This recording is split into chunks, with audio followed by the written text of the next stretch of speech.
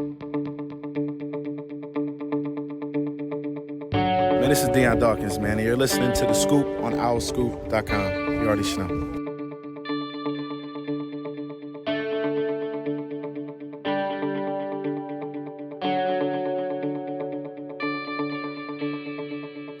Hi, everybody. Welcome back to The Scoop, OurScoop.com's podcast, Season 8, Episode 22. Happy New Year to everybody. I'm John DiCarlo, joined again by a full house of Kyle Gauss, Javon Edmonds, and Caden Steele. What's up, guys? How you doing? Pretty good. Good. Doing well. Feeling better. I was sick for the last 2 weeks. I'm feeling better. I had no idea you were feeling sick. Because I'm a grown man, John. I don't post blog posts every time I get the sniffles. Kyle made me admit last night that I'm a miserable human being. I think we're going to get into that. I didn't say you're a miserable human being. I'm saying it myself. You guys are miserable, is what I said. I'm pretty sure I admitted it on I'll Be Back this week too, or something like that. So you know what? Yeah, I'm gonna put that in my bio from now on. Miserable. Human being. I just you're too young to be this miserable, man. It's just you got your whole life ahead of you to be miserable. These are the non-miserable years. Ran into Sean McGady at Ye Old Ale House in Lafayette Hill. And he was like, yeah, I think I'm going to have Javon on my podcast this week. We talked to him for about 20 or 25 minutes or so about Temple sports. And then he was like, I need to get back over to my girlfriend. Or it's like, hey, you can bring her over. He's like, nah, she'll be okay. I was like, Jesus, Sean. Brutal. I will leave my thoughts and concerns about that to myself. Famous 22s. Let's just ask Caden how he's doing. But I was going to say Caden hit me with the famous 22s. I know what he's going to say. First one right out of the chute. Famous 22s. That's tough. It's tough. You always come up with ex-Eagles and you don't know 22? Yeah. His name is in the answer. Yes, there you go. A top, if you consider him a small forward, a top 5 small forward. Elgin Baylor, easy. Yeah, easy. Not who I was thinking. Really? He's probably more of a 2. Oh, Clyde Drexler. Clyde Drexler. Clyde the Glide. Okay, yeah.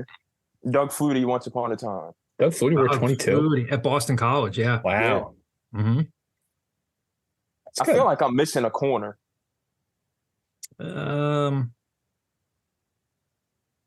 Did Nnamdi ever wear 22? No, Jimmy Smith. We don't talk about Nnamdi. We don't talk about Nnamdi. We don't talk about Nnamdi anymore. Hey, look, Nnamdi has become a great director and actor since he's retired. Isn't he married to Kerry Wilson or Kerry Hilson? Kerry Washington? Kerry Hilson? Who's he married to? Who knows? Let the two of you. I think he might be married to Kerry. Yeah, Kerry Washington is married to. Okay. So his life turned out fine, despite eating lunch in his car every day while playing with the Eagles. Larry Nance's. Larry Nance, yes. Ricky, right? Henderson, yeah. Did he wear? Didn't Ricky also wear number 24 in his career too? He played for 45 teams, so I'm sure he changed his number a few times. Ricky's story, Harold Reynolds' story of Ricky Henderson, the one year that he didn't win the stolen base title, is hilarious. I did not know Ricky Henderson refers to himself in third. As Ricky Henderson, yeah. Mm-hmm. Ricky Henderson wore 39, 35, 24, 22, 14, back to 24, 35, 24, 35, 25. I think that's 7 different numbers in his MLB career. Well, apparently Moses Malone wore 22 in one of his 15 million stops also. If you're looking at the same website I'm looking at, it says Mike Schmidt wore 22 when? As a minor leaguer? Let's see. Mike Schmidt. He wore, he's known Mike Schmidt when he came up in 72 wore 22. Yeah. All right. Clayton Kershaw, Jim Palmer, if we're going to name some baseball guys. Jim Palmer. Gotta love Jim Palmer. Do you know why Mike Schmidt wore 22? A guy named Roger Freed was wearing number 20. Huh. Didn't know that. He hit 225 that year. Roger Freed. Roger Clemens. Yeah. For what? What was the independent league? Right? What was the independent league team that he used to still play with? Sweet Sugar something. It was there was a stretch where a bunch of the Clemenses were still playing independent league ball, and he was 49. He's like, I'll go play with Colby all that. I didn't know. Yeah, the Sugarland Skeeters. Great name. Skeeters. Ugh. Anyway. Dave Durson. That's who I was thinking of. Dave Dave Durson. Durson. Okay. Marcus Epps. Oh, God. Robinson Cano and Jorge Posada. Mhm. Two guys I can't stand. I never disliked Posada. I don't think I disliked Cano until the cheating. Oh, Dave DeBusschere. I almost forgot, a basketball legend. Yeah. I also just don't care about the Yankees because I'm a National League guy, so they don't impact me as much. But I'm sure if they were in my division, I would hate them. The now divisions don't matter. Yeah. Yeah. All right. Let's Hey, talk Rondo Temple. Blackman. Asante Samuel. Asante Samuel. There you go. Asante Samuel is probably who you were thinking of. Yeah. Yes. Love Asante. And now his son's on the Chargers, right? Yeah. Yeah. Pretty good, too. Derrick Henry before he switched to 2. Yeah. Here we go. Now we're cooking with gas. We're cooking with fish grease. Cooking with fish grease. Now we transition over to we got a lot of Temple hoops to discuss. Got some Temple football news to break to you as well. Some mailbag questions. Let's dive first into this up and down Temple basketball team. The last time we recorded, took a break for the holiday. They were not playing well. They, of course, had 3 ugly losses to Penn, Ole Miss, and Maryland Eastern Shore, which was the really ugly one. And since then, they've rattled off 3 wins. They're 3-0 on conference play, including last night's win down at USF. They've got Tulane coming up, a similarly up and down team that scores the ball really well, but doesn't do much defensively. Simple question, but what do we make of this group? I mean, none of these games, well, we should say the Cincinnati game, they look fairly impressive. They got it done in ugly fashion last night with a good defensive stop near the end of the game, kind of eked one out. At ECU, Damian Dunn had the head injury against Maryland Eastern Shore, missed the game. They're easing him back in the lineup. What do we make of this team right now? I can't keep saying what I make of them. I can just keep looking forward to the next game, I guess. And like you said, the next game is Tulane, those are the 2 teams we expected to compete for as high as the 3rd spot, as low as the 4th or 5th spot in the conference heading into this season. Has that changed? Maybe because Houston, Memphis, Cincinnati, UCF is better than I thought. I think Cincinnati's garbage, to be quite frank. I think Cincinnati's going to finish 7th. I don't think they're in the contention with Temple and Tulane. I also don't see them fall. I can see them falling off, but I was somewhat impressed by their non-conference schedule. Really? It's somewhat. What I've noticed this year is that if you're a team in the American, other than Temple, apparently, actually Temple could probably be lumped into this too. Not that many of them played actual non-conference schedules. Mm-hmm. East Carolina just starts off 11-2 every year because they just don't play anybody and then they fall off. USF had the 270th strength of schedule coming into last night's game. None of these guys really playing anybody. Didn't Cincinnati get clobbered by some Northern Kentucky? The guy right across the river beat the crap out of him. I want to say, look, 8-point loss to Arizona. I'm not too mad at. You lose by 28 to Ohio State. That's a little concerning. I feel like the quality of their losses is what I was they're not too bad this year. Only lost by 3 to Xavier.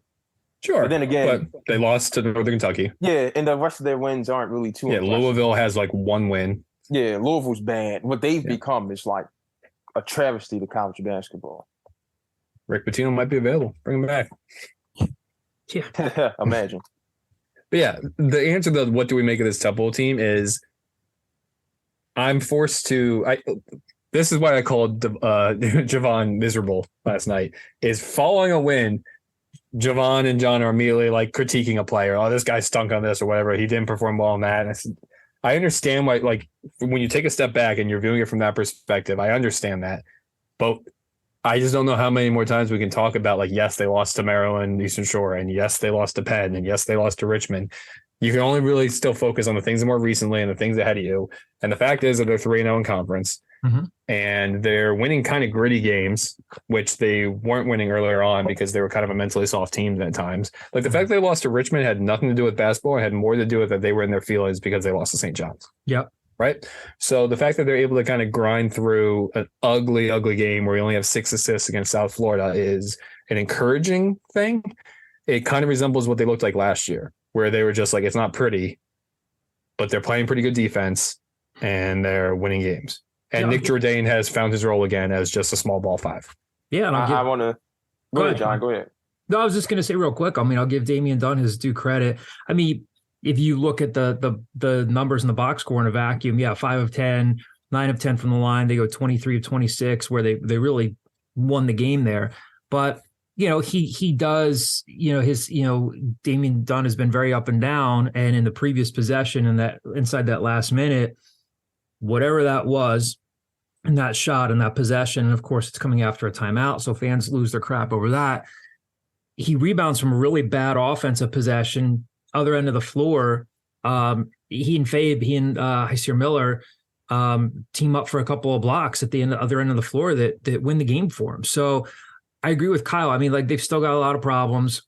They very much need Jameel Reynolds back in a hurry, although that's not going to happen for another 4 or 5 weeks or so. Maybe he's out of his cast, as Giovanna told us last week. But hey, I mean, they're 3-0 and they're winning gritty games. The Cincinnati win was impressive, no matter what we think of Cincinnati. But last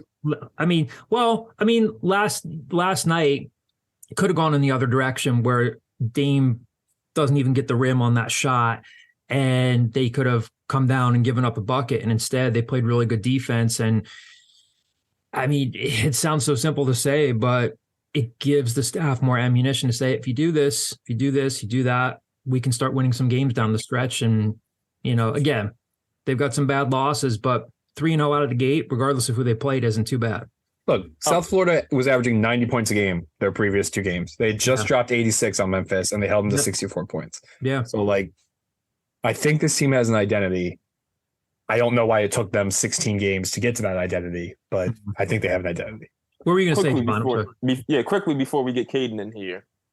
The reason I grimaced at the whole Cincinnati being a good win thing, I have a rule in sports where it's like, if a team has a team's number, I can't credit them for a good win. You know what I'm saying? Like, I expect you to do that at that point. And I think Temple has Wes Miller and Cincinnati's number. Then by that logic, the East Carolina was a good win, because East Carolina has Temple's number in recent years, and Temple beat them. Yeah. So that'd be a good win for Temple. Yeah, I'm very consistent, Kyle. And the second thing I was going to go with was, I remember last year on this very podcast, I told someone that's wearing a 76er hat right now. I say a lot of things. That Damian Dunn as a 6th man would be a good idea. I did not know that Damian Dunn and Caleb Battle coming off the bench would produce. Is it? I don't know if a good idea, though. So here's where I'm going with this, Kyle. Stick with me. I don't know if it's a great idea, but it's working to a degree. Where the 3 guys they're going to depend on more next year with Hysier, Zach, and Jalil, they move the ball more. Like, I feel like the offense is more fluid with Dame and KB on the bench. And I think if you're I'm saying unless somebody else is on the court with them, then it's not as fluid. I think it's I'm like, I feel like if you're Temple, you deal with that, especially if you're McKee, where it's like, this season you got to find some things to spice it up. Mm-hmm. I'm with you on that. And again, he could break out of this weekend, but I agree. You got to bring KB off the bench, because he has just, Lord knows what's going on with him. He's up and down. He's still very good at the game of basketball, and they still need him offensively, but he's been up and down emotionally, whatever. It's intriguing. I'd feel better about it if Zach Hicks was playing a little bit better. Like, if they had last night, if you're playing a better team, and not that basketball isn't a game of runs, but if you're playing a better team last night and you turn the ball over 4 times in your first 4 possessions and you're not getting anything, then you're playing, like, let's say you're playing a Memphis, you're playing a Houston, and they're up on you 14-0 out of the gate. You may not recover from that. And it wasn't too long before Aaron brought both of them off the bench, but it is intriguing. I agree. Like, he's probably thinking, like, I need to build confidence. I need to build some cohesiveness with Zach, with Fabe, with Nick, with Jaleel. I just feel a tad better about bringing them both off the bench if Zach Hicks could get out of things. Now, to Zach's credit, he gives you 7 boards last night, and he still sticks with things. He just needs to find some sort of rhythm offensively. Yeah, going off, kind of Javon's point and John's point, I think, during this 3-game stretch where they're 3-0 in conference, that Cincinnati game, I think, was somewhat impressive because Javon, you mentioned the next 3 guys that have to step up. Once Caleb Battle leaves, once Damian Dunn, and once they leave the program, you're going to need Zach Hicks, Jaleel White, and Hyson Miller to be those guys. And I thought, in the Cincinnati game, at least, Jaleel White had 16 rebounds, which was a career high, and I thought he played really well. Zach Hicks got hot in that first half, kind of didn't play the same level in the second, but that stretch where he hit those threes really kind of gave Temple that momentum. And then Hyson Miller, I think, has been steady over the last, 2 or 3 games as well. So I think if that young group continues to prove, Temple could, keep scratching out through these wins. But Zach Hicks, for me, kind of like John, where I haven't seen that consistency or him take that next level jump that I thought he would, as a sophomore. So I guess that's been disappointing in the sense. And then last night, they really struggled inside against Russell. I don't want to say his last name wrong because Russell Chiwa. Yeah, I was not listening to ESPN Plus's broadcast because I'm not going to say anything awful about it. But yeah, he really gave Temple some fits inside with 20 points, 12 rebounds. They just don't have the guy inside with Jamil out that can match up with a guy who's 7 foot. And Kurjan Kuch didn't really offer anything. Akpomo had 4 fouls. He really struggled at times. I just think they're missing that inside presence. And just overall, they don't have enough consistency from night in, night out from any singular players. Yeah, but I think that last point, why try? Why try to play that game then? Last year, they got on a run towards the end when they started relying on Nick Jordan as a small ball big. Jaleel White kind of played the bigs at certain pot. If you're not going to be able to compete with these guys until Jamil Reynolds gets back, then just don't try. Play basketball differently. The fact that it took them 16 games to kind of figure out this, hey, we got to go back to being gritty and being undersized and hoping that. I understand why they didn't, because you thought going into it, you're okay, KB's coming back, Dunn's a year better. We can just play more traditional basketball and those guys will buoy us up. Might just have to be gritty. It's not a coincidence that they got good last year when Jaleel White slid into the starting lineup. Yeah, exactly. I think bringing him off the bench is a mistake. When he's an engaged player, he's a better player just in terms of what he gives them. He's still, I don't know if he'll ever become the guy that can knock down an outside shot with a little bit more consistency, but when he's giving you 16 rebounds, he's engaged defensively. It sounds cliche, but you can see when he gets a couple of good possessions under his belt defensively, he feels more confident offensively. A couple of those runners he hit, or at least he had that one runner against Cincinnati. You haven't always seen him doing that. I think he's been one of the biggest differences. I know it's a very, very small sample size, but what else has been the difference? Again, they were playing so poorly. The Penn loss was bad. They looked bad at Ole Miss. The Maryland Eastern Shore loss was inexcusable, embarrassing, really bad. What else do you guys see that's changed in these last 3 games? Who else joined the starting lineup? Nick Jordan. Nick Jordan starts last. I'm probably the most critical person of Nick Jordan. And the fact of the matter is his energy the last 3 games has been incredibly impressive. I don't know how the box score only had him with 1 block last night. Legitimately, I tweeted, I do not know. I think he had 3 on 1 possession at one point. He is just being they feed off his energy on the defensive end when he's really plugged in. So him being part of it is, I'd be hard pressed to see him going back to the bench anytime soon. He also had a little nice up and under move last night too, offensively too. Yeah, I'm just. He's not attempting threes anymore. Yeah. Well, he took one against Cincinnati. He took one. That's fine. You can get 1 a game. Yeah, and Caden will tell you, I was up there on press row, no. Oh, okay. I will say, and I know the staff has to feel this way, Temple is lucky they don't have to go against much size for the rest of the season. Because, listen, you only get 22 minutes out of Core and Ema. And the topic of the group chat last night, for those who were wondering, it was for those who were wondering about our I hate to just keep bagging on the guy. Nice guy, all that good jazz, terrific story. I'm doing all my John DeCarlo stuff right here, and Caden needs him to be somewhat decent. So do we need to name the name? But it's just he can't play basketball, man. It's frustrating watching him play. He can't, at some point, and it's to the point where his guards don't even look to pass him the ball. translation in basketball language, I don't want this guy on the court. He can't catch. He got no, like, I never thought I'd see in person the personification of Stephen A's Kwame Brown rant. Granted, yes, Kwame was the number one pick. Probably wasn't as bad as people make him out to be. You proceeded to name all these NBA players and comparing them to Core, and we take this guy, we take that guy. Horrific hoops.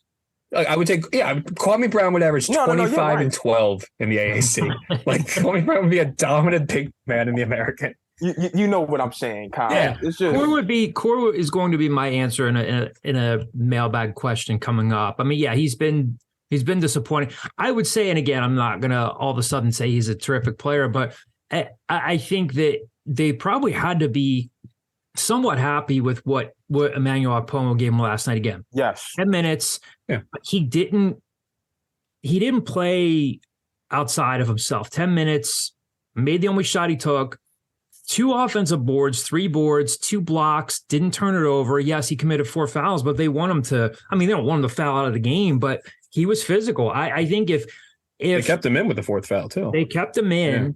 Yeah. We'd have to think that eventually, especially against Tulane, with the rate that they score at, you're probably going to see, eventually Dame comes up back into the starting lineup, and it'll be interesting to see what they do. But I think that it's getting more and more apparent until they get Jamil Reynolds back that they're having a little bit more faith in Okpomo, in that, like, we need a physical presence in there, because Core just isn't getting it done. I think he was like a -11 last night, 12 minutes. He did give you 4 boards and a steal, but he looks lost. Yes. Yeah. If there's one team that does have size, it's coming up. Kevin Cross is a big boy, a Nebraska transfer for Tulane. Yeah. They'll be 6'8", 240. Their numbers are pretty good when you look ahead to them. So, and when we're looking at Saturday's game, they're 9-5. They've been up and down. They've won their last 2 games. They put up 96 against Memphis, an 11-4 Memphis team. 93-77 win over Tulsa yesterday. They also lost by 11 to Cincy. They're the top scoring team in the league, and then they're the second worst defensive team in the league. And Jalen Forbes is playing well. Sion James is playing well, and Kevin Cross, as Kyle mentioned, 6'8", 240, 14.4 points, 5.9 rebounds, 3.6 assists per game. I don't know, how do we see Saturday shaping up? Again, they're a weird. I don't want to say they're a weird team, but they've been wildly inconsistent too. Who have they played? Exactly. Nobody. It's the same thing. It's like, I don't understand what these teams are doing with their non-conference schedule. Mm-hmm. They have the 311th strength of schedule in the nation. Like, that's like bottom 40 in the nation. Mm-hmm. You're beating up on teams that I couldn't tell you where half these schools are. Like, the fact that there's names in these schools is the reason I could tell you where they are. But some of them, like, no idea. They're just playing in bad teams. I know nothing about them because of that. Like, I know that they are a high scoring team. I know that they put up 96 points against a Memphis team. I know Kevin Cross is good. I don't know what they're actually capable of yet. I know where most of these schools are. The second one was my option. Where's McNeese? Off the top of your head, McNeese. Texas. Tennessee. Tennessee, yeah. Tennessee. There you go. It is Tennessee. BC, I know, because they beat Virginia. And it says Baltimore they gained County, 20,000 Twitter followers or something, and even more than that, right? Yeah, because they chose violence every day. But yeah, like, these schools are just like, they lost by 6 to Western Kentucky. They lost by 9 to Nevada. Like, they lost to Fordham. I don't think Fordham, who lost their coach to Nova, like, Kyle Neptune is not there. Fordham is still 12-3 because he's recruited well, but like, I just don't think they've played anybody of true merit yet. Like, and Tulsa is bad. Like, they played well against Memphis, but the fact that they beat Tulsa does nothing for me, because Tulsa might be the worst team in the conference. Yeah. So this is the biggest barometer of both teams' conference hopes, I think. Yeah, and at the same time, they do have, Jalen Forbes, James, and Cross are a nice, trio for them. Mm-hmm. Do we think it's Saturday that Dame's in the starting lineup by them? I think so. I think they're doing what the Sixers did with Tyrese Maxey until Embiid didn't play against the Pacers. I think, like, you were injured. Granted, he wasn't injured for nearly as long as Tyrese Maxey was, but like, you just get their feet back wet by coming them off the bench for 25 minutes a game, and then eventually, like, for all extent and purposes, Damian Dunn is a senior.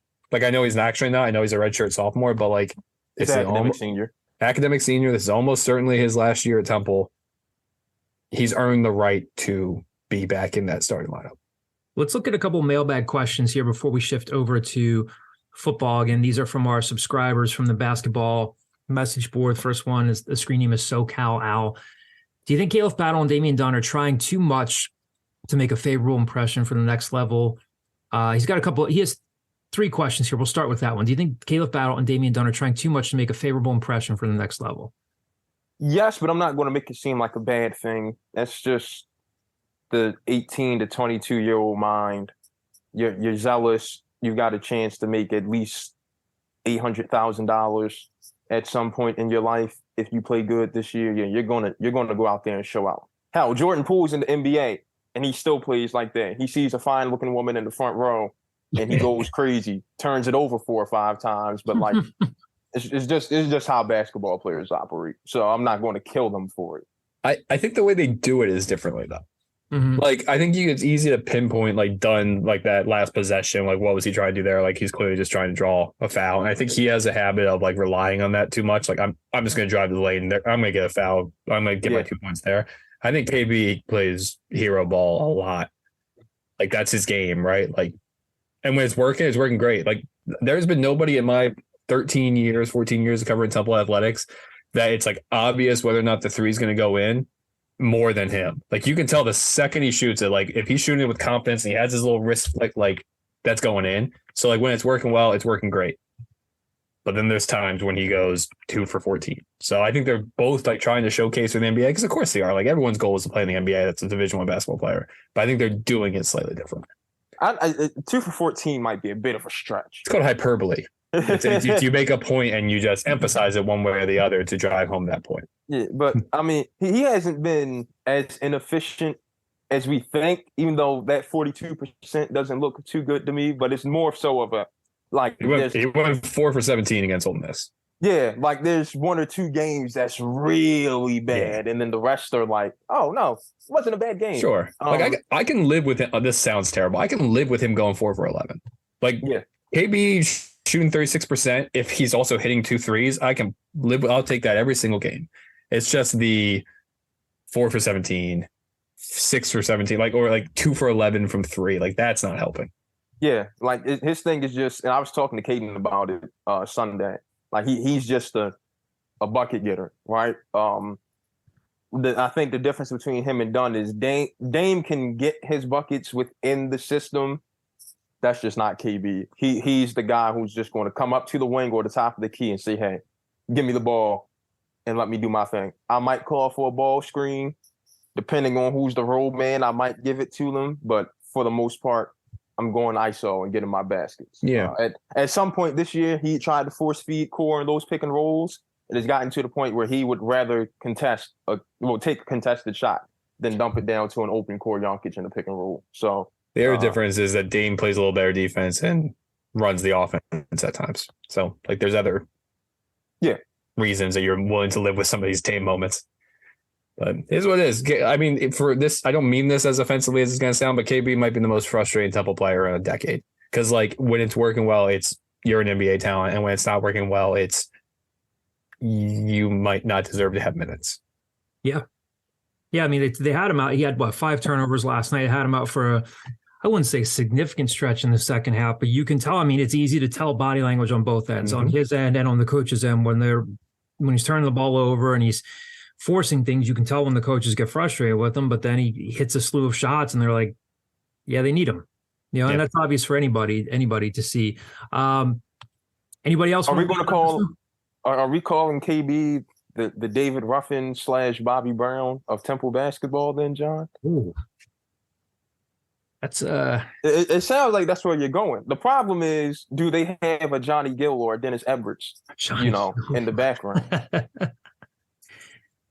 Caden's a huge Temptations fan, and I mean, Caden just walks around campus singing My Prerogative all the time, and he's a big Ghostbusters 2 guy, and so I know he's looking to weigh in here. My general rule of thumb is to not speak on Bobby Brown. It's usually It's usually a rule that I take in life. Yeah. They performed on New Year's Eve, and New Edition just has to realize when it's time to do the song that you got to dance for, Bobby Brown doesn't need to be on stage. Someone else I know was saying that the same thing, just that they could not move. They looked arthritic. I didn't watch any New Year's Eve coverage. I just watched Ohio State, Georgia straight through. Didn't care about the ball dropping. But yeah. I went to a fantastic idea. The place called Human Robot in Jenkintown had a thing called like a kids' New Year's where they dropped a ball at 6 p.m. It was fantastic. Wow. These little toddlers, instead of having being trying to stay up for New Year's, they just lose their shit at 6 p.m. I was back home, kids in bed by 7:30. It was great. It's great. Human Robot in Jenkintown. Our first sponsor on the scoop. Biggest disappointment? Second part of SoCal's question here. The biggest disappointment for me is Zach Hicks. In your opinion, what is the biggest disappointment so far, basketball wise? I'll go for Okay. Sorry. Okay. I'll have to agree with the question. I think it's Zach Hicks because I thought at this point, as a sophomore, he'd be elevating himself to be one of the better players on this team. I thought he'd be a lot more efficient from three.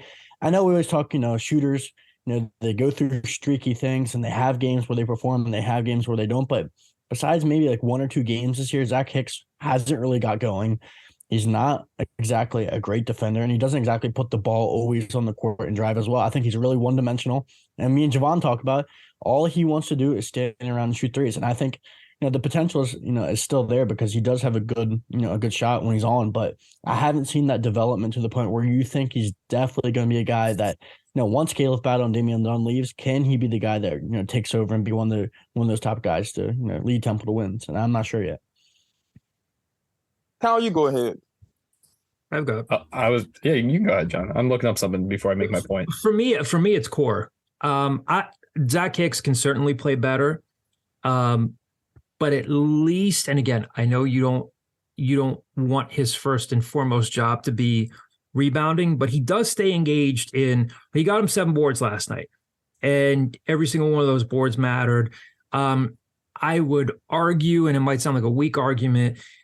Yes, there's no question that he needs to be able to put the ball on the floor better. Anybody can see that. I also think sometimes he's a victim of this team not running great offense. I do think that they've been moving the ball better over the past few games. He could certainly play better. The core is the biggest disappointment for me. Like they at the very least, wanted him to affect the game in the way that they were hoping to depend upon, which is scoring some lobs, scoring some putbacks, and be a rim protector. And he hasn't done that. He hasn't given you much of anything. We don't want to misrepresent it and say, yeah, they brought him in expecting him to average a double-double, but I think he's been a disappointment in a sense that he hasn't been able to deliver on what they delivered on. I still think Zach Hicks has some good basketball left ahead of him. Again, no question that he can play better, but to me, core is a bigger disappointment. I feel like with Zach, it's when he puts the ball on the deck and he looks to do something other than shoot a jumper, things actually go great for him. So, you'd hope that he picks up on that and starts doing more than jump shooting. For the sake of being different, I'll throw a different guy out here. I'll throw Jalil White. Where was all this? I see Kyle's face. Here's my point on this one. All off season, we just heard Jalil's shoulder is healthier, and he's working on his jump shot, and it looks better, and boom, boom, boom. He's a worse shooter this year than he was last year. And that was supposed to be the next step in his development, a jump shot.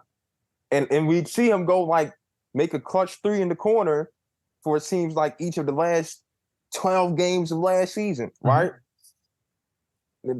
We're nowhere near the final 12 games of this season, but the jump shot is clearly worse this year than it was last year. It's hard for me to take you seriously when you're talking about shooting percentages when you're just it's because he started so poorly. Like the first 6 games, he might have been the worst offensive player in the nation when it comes to scoring. The last 8 games, he's shooting 59% from 2. I'm that's not a jump shooting though. Sure, Kyle. but that's not a problem. Do baskets count differently when he gets them with athleticism and transition? I will say for spacing purposes, because I've seen teams literally leave that man out there like he's Russell Westbrook. I would like him to be somewhat respectable jump shooting. Jaleel White is number 9 on my things to worry about on this team. Oh, no, you're right. Like, I think he's clearly one of the better players and better stories of the team this year. I'm just saying, for the sake of offering a different perspective, I will say his jump shooting not taking the leap that I thought it would kind of disappointed me this year. Yeah, I mean, I'm not sure if I've ever really bought into he's going to develop a shot. He's going to develop this 3-point thing because, like, it's a tale as old as time. Nate Pierre-Louis comes in. Well, if he develops a 3, he'll be good at this. If he develops a 3, he's not playing at Temple.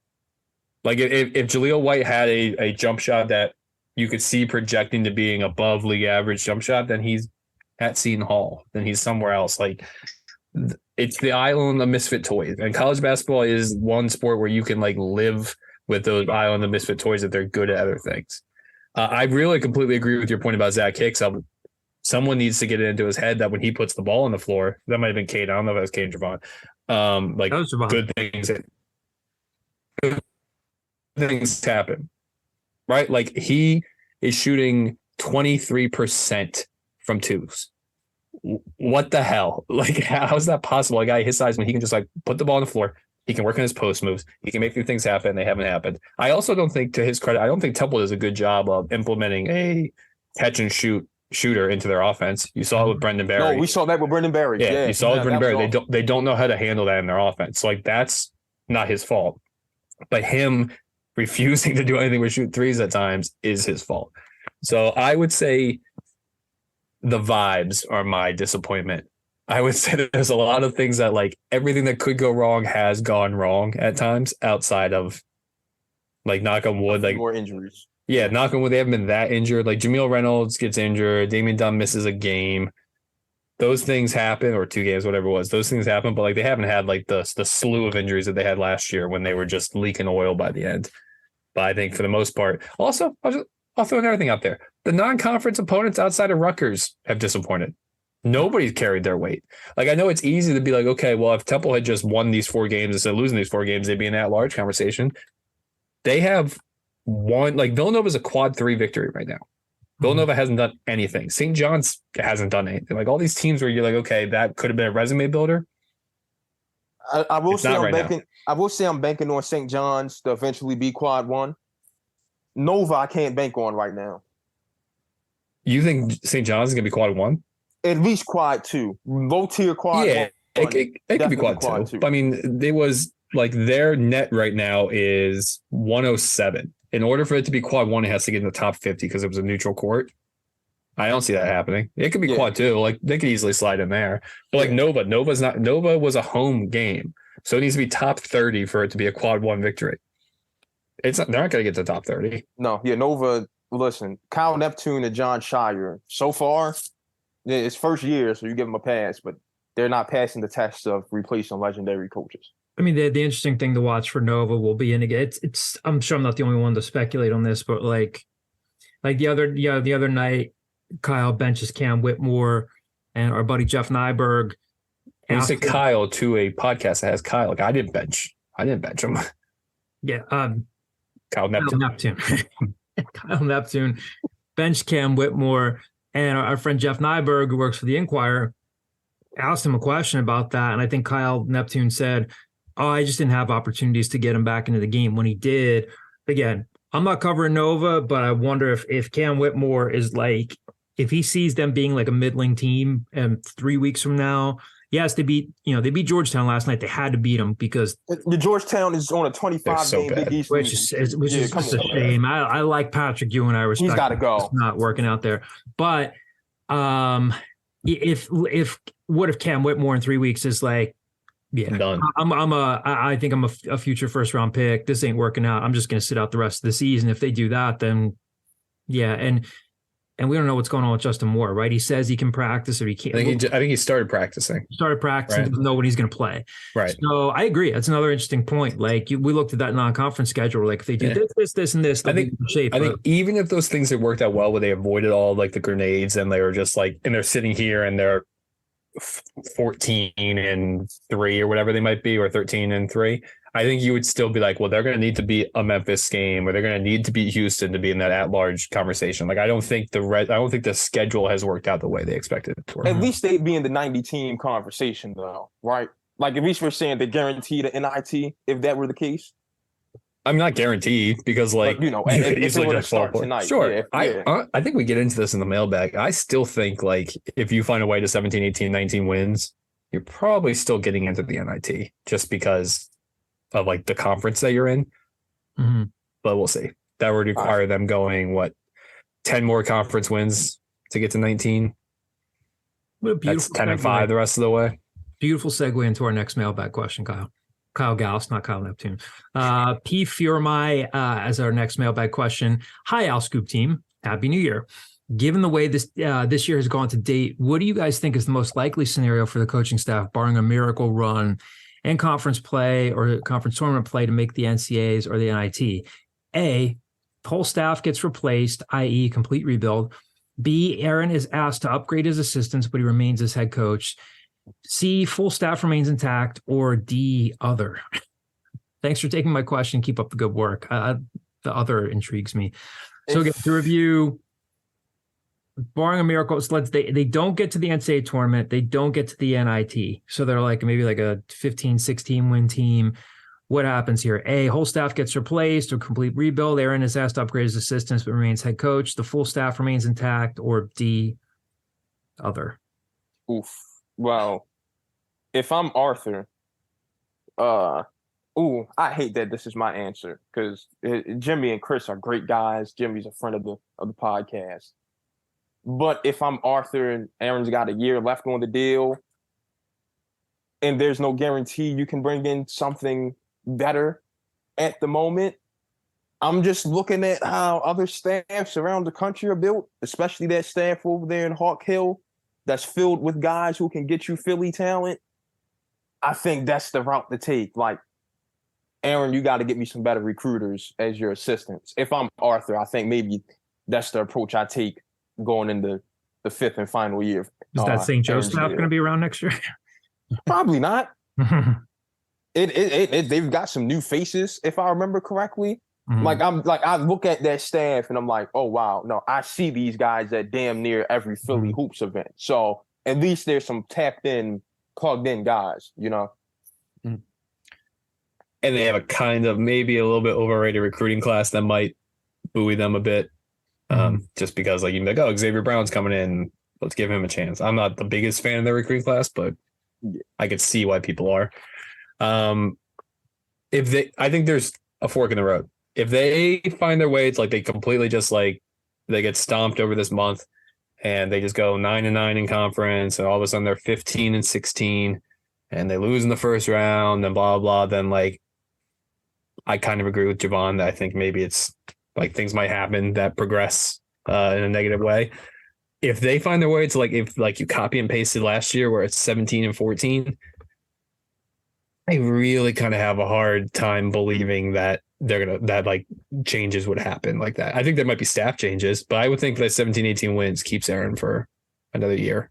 And then they all of a sudden have to spend the next 2 months of their lives bringing in like 3 guys via the transfer portal and hoping that they hit on them.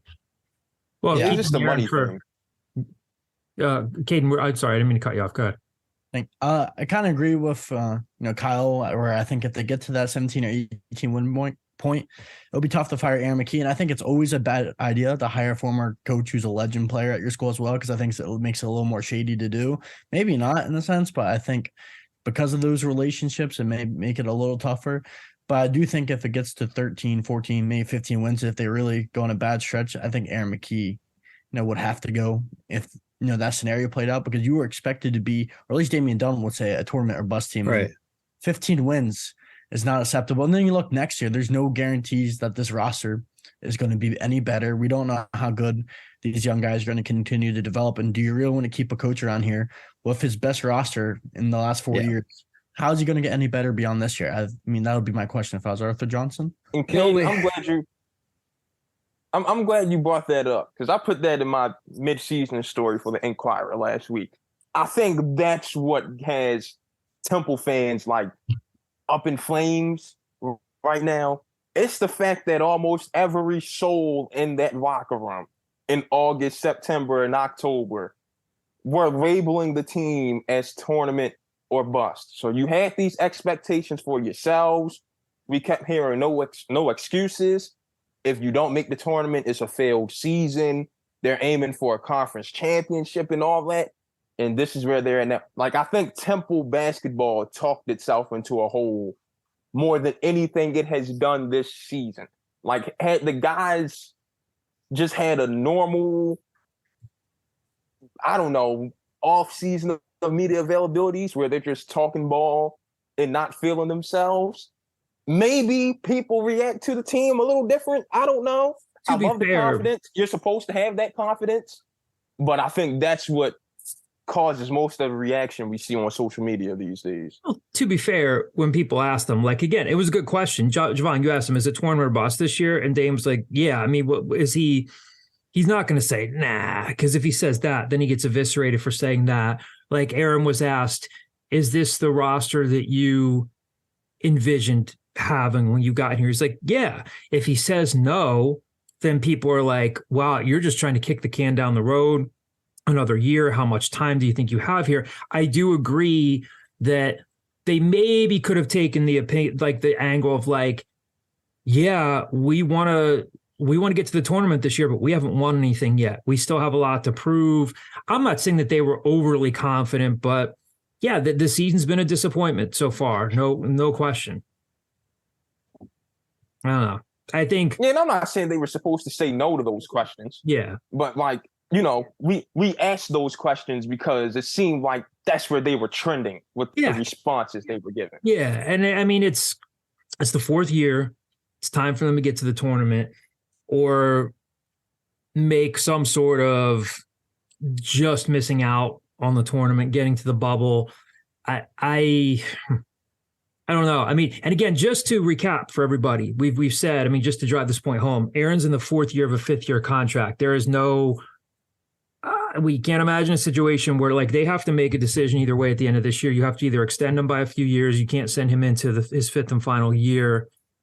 You could, but they wouldn't be able to recruit. So I'm probably expecting something at the end of the year either way. Do you extend him by a few years or do they ask him to make some staff changes? And again, we take no joy on this podcast in anybody losing their jobs, or do they just kind of mutually agree to part ways? I think a lot of that remains to be seen. If they obviously beating Memphis, splitting with Memphis, splitting with Houston could make some believers out of people. And then maybe if you get to the end of the year and you maybe just miss out on the tournament, but Aaron says, look, my guys started to galvanize toward the end of the year.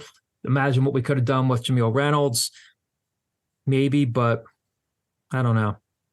I was trying to come up with something crafty for but does hiring a former star ever work out? No. Chris Mullen, it worked out a little bit with St. John's, right? And he had to resign.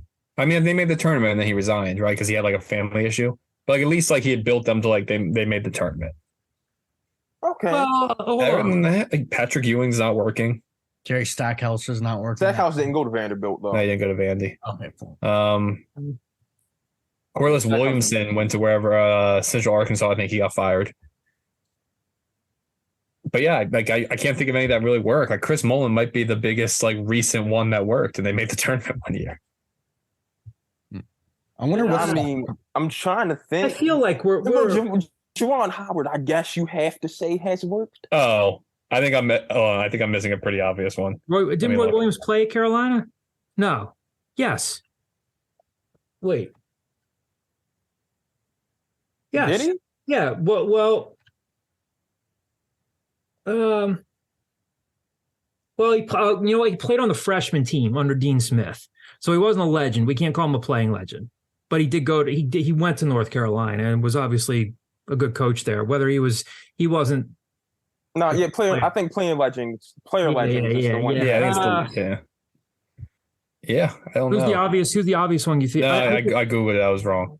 Okay. So. I mean, we'll see what Shaheen Holloway does at Seton Hall. Does he count as a Seton Hall legend?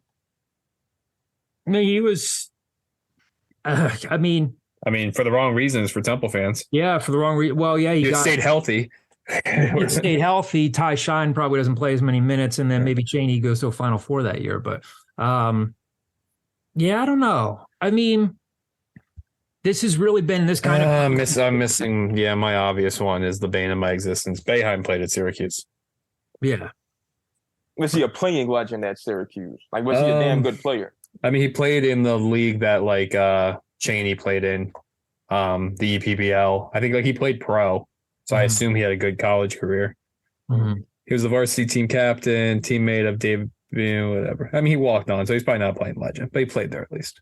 Let's jump to this last basketball mailbag question because we still got some football to discuss. JHG 722's question, an interesting one. Is this the most Jekyll and Hyde Temple basketball team in recent memory? There's some overlapping themes in here. I got one right off the bat.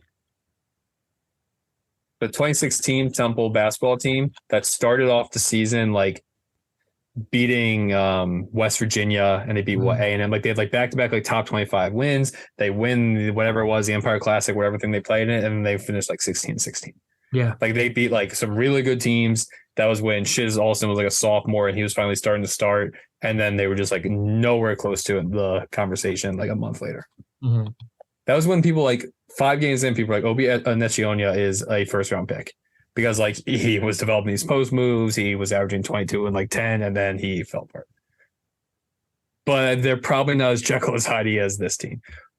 All that being said, other than Rutgers, which you played when they didn't have their 2 guards, I don't think history has been kind to Temple's schedule to the point that you're like, oh, well, they had these really good wins and they beat these really good teams.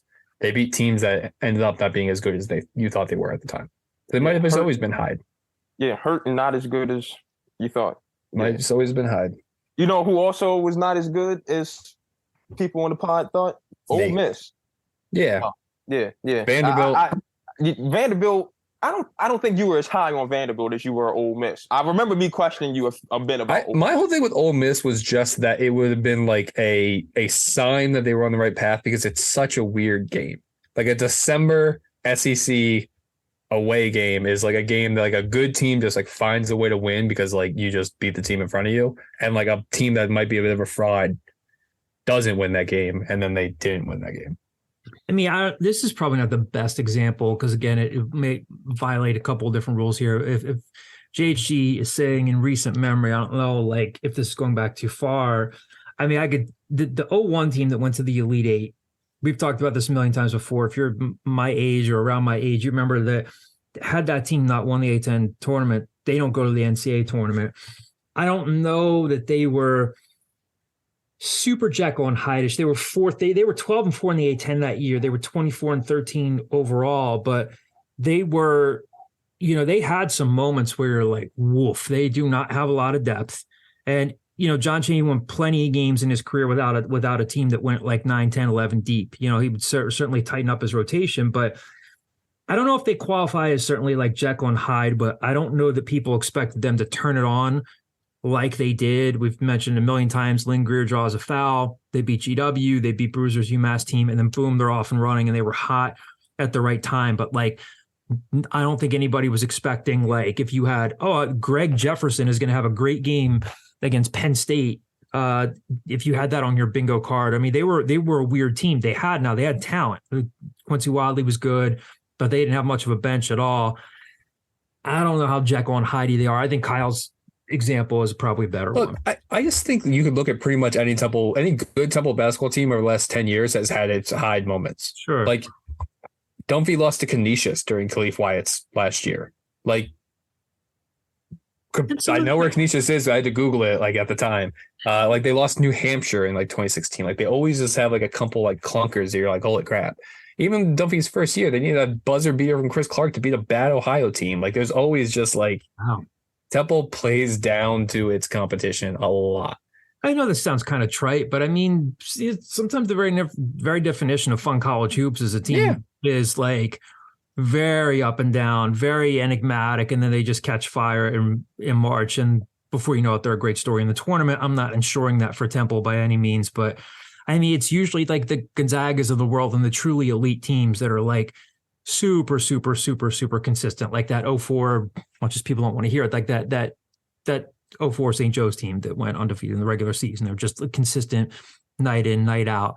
But yeah, they've definitely been Jekyll and Hyde-ish. And then we're gonna have another storyline when Jamil Reynolds comes back, regardless of where they stand, win and loss wise. Like, how do they reacclimate him into the lineup? The simple answer is throw him the ball in the post because he's good. But yeah. You know what? I gotta add something to that though. Mhm. It ain't as simple as just throw him the ball in the post. I know, that's but when their offense gets stale. Like Right. when they do that 4 out 1 in where nobody moves and Right. they just try to force feed him down there, it's bad business. I'll say No, that. I Like, agree. I'm just saying right now they don't even have the option of anybody. Sure. The ball. That over the course of 40 minutes, there are stretches where Temple basketball, like offensively, looks terrible, and this at least gives them the option of like who can bail us out during this instead of it just being KB having to play hero ball. Like this gives you another option of like, well, maybe let's see if Jamil can maybe get us 6 points the next 6 possessions. Like it gives them another dart to throw at the board. Yeah. Let's knock out some football stuff here before we close out this week's episode. So Kyle was able to break some news, break some football news. Temple looks to be zeroing in on its new running backs coach, right, Kyle? Yeah, we're breaking. We got scoops on the scoop. Stan Drayton, the running backs coach at Monmouth, who's been there forever. He's been there for like 10 years. Has had 3 FCS All-Americans. Has had Jerry Rice Award finalist. Has had Walter Payton Award finalist. He just took a sophomore running back and made him the CAA Offensive Player of the Year in their first year in the CAA. From everything we're hearing, it appears that he is going to be Temple's next running backs coach. I think that's just like still going through the process of, for those that don't know, Temple, the university, shuts down like administratively for 2 weeks or for a week and a half after Christmas, whatever it might be. So a lot of times these like off-season hires and HR stuff kind of take a while. But my impression is that he is going to be the running backs coach.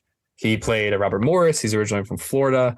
I don't know that much about him as a recruiter, to be 100% honest, but as just like a running backs coach, he has 15 years of success at that position. So yeah, which I mean, to be fair, like running backs are just like, it's not always the running back's fault, right? It's not always, it's the same thing. I think it's not always the running back's coach's fault, but I think the fact that Stan Drayton made a move at running backs coach right away, not retaining not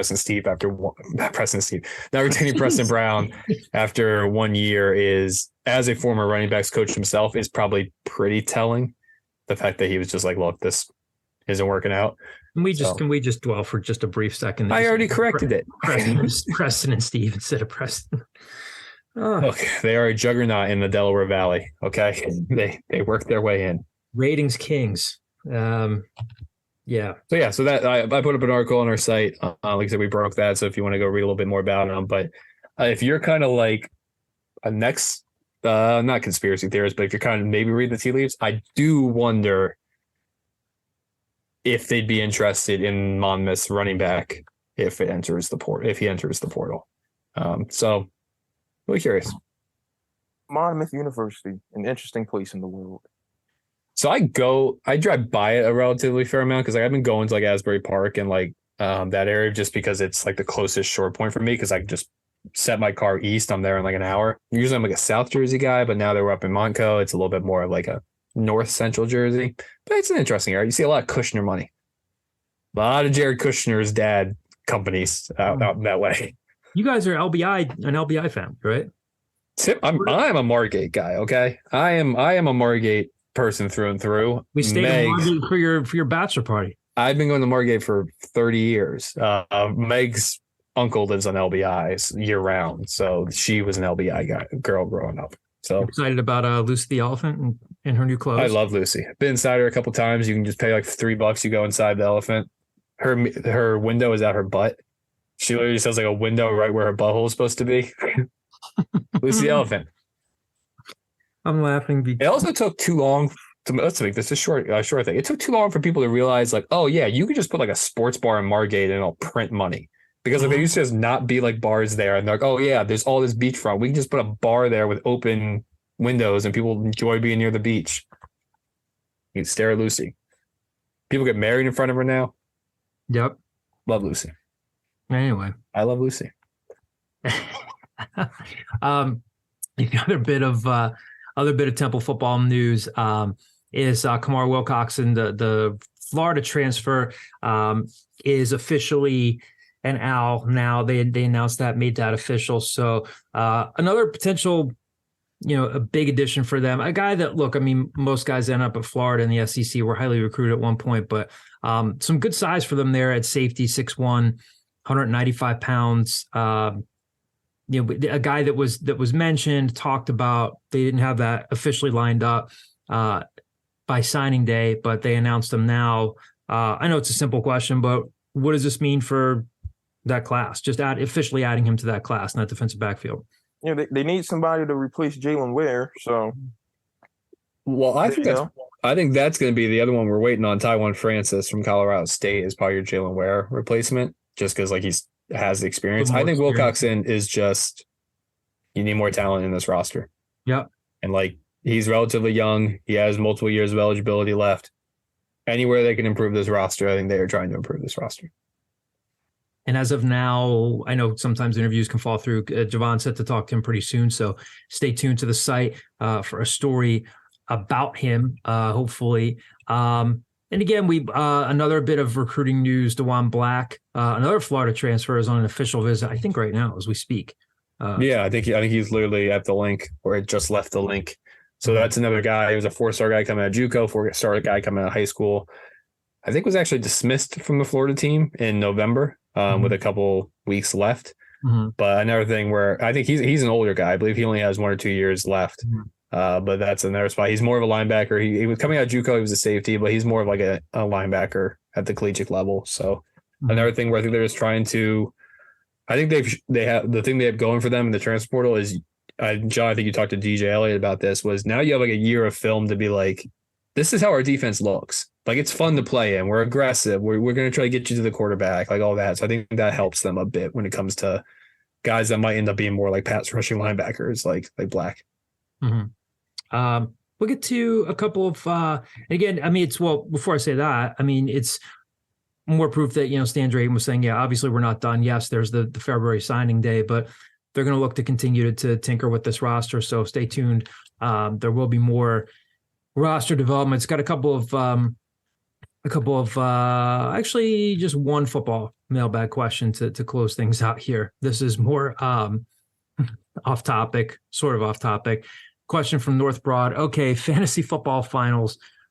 Team A is ahead by 19 points in a PPR league. Everyone on their roster is finished for the week. Team B has Jamar Chase with the game suspended and likely canceled altogether. What are we doing here? Now, obviously, we want to acknowledge that this is all because of, the Damar Hamlin injury and learning about some encouraging signs. And of course, we really, really hope he continues to improve here. In regards to North Broad's question, I'm out of the playoffs in both of my leagues. I'm a commissioner. I'm one league. I think I forget what the solution we came up with was. It was going back to last week's point totals. I don't know. So I am in the polar opposite scenarios in my 2 leagues. I made the championship. One, I had a 97% chance of winning. I had Burrow and Knox still going. He had Boyd and Diggs maybe, but I was up a significant amount. I had a 97% chance of winning. In the other league, I had a 99% chance of losing.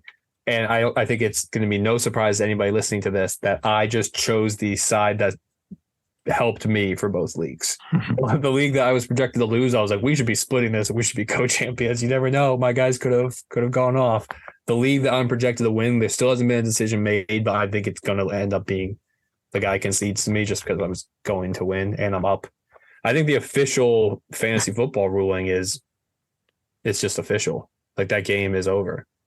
The stats are what they are, right? Yeah, the stats are what they are. The one app I use, Flea Flicker, just said, look, in the event that they play this week 19 or something, then we'll address it now. But as of right now, we're considering it final. So I think it's that. I think it's, if it's close and it literally was a coin flip, I hope that cooler heads prevail and people realize that let's just be co-champions or at least split the money. But if it's just obvious, the fact that the guy that I'm 97% chance of winning is trying to convince me that we should split due to a personal to a tragedy of a football player, I think probably says more about him than anything else. I am the champion. Anyway, stay tuned for next week's episode. Again, we'll continue to keep you posted on any more developments with the football roster, if there are any more verbal commitments, again, hopefully Javon will catch up soon with Kamara Wilcox, and we'll just to have something that the reason that recruits are allowed to visit right now during the dead period is if you are a transfer, you are allowed to come like this weekend. It was from Wednesday through Sunday is a open period for transfers. High school kids still can't visit. They can't go visit high school kids. That will end on Sunday, and then will be a dead period for another week or two. Yeah. So, and then obviously by this point next week, we'll have more Temple basketball to discuss, the Tulane game, whatever happens with this roster, the starting lineup, all sorts of interesting stuff to break down. So thanks for joining us for another episode. Hope you guys all had a happy, healthy, and safe holiday season, and we'll talk to you soon.